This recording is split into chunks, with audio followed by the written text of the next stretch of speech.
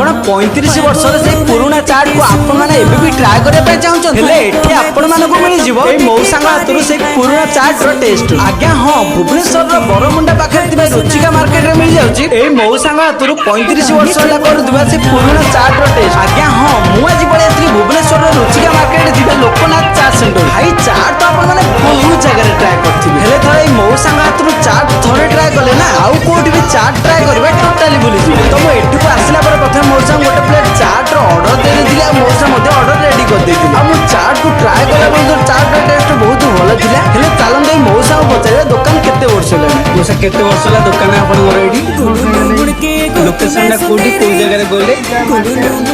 तो आपण मान तो सुनले मौसा को दुकान 35 वर्ष होला हेले जेहेतु ए मौसा 35 वर्ष ला दुकान गोले ताको चाट रो टेस्ट देखि अलगा ही रही आ एठी मौसा को चाट रो प्राइस रहउची हाफ प्लेट को मात्र 50 टंका फुल प्लेट को मात्र 60 टंका।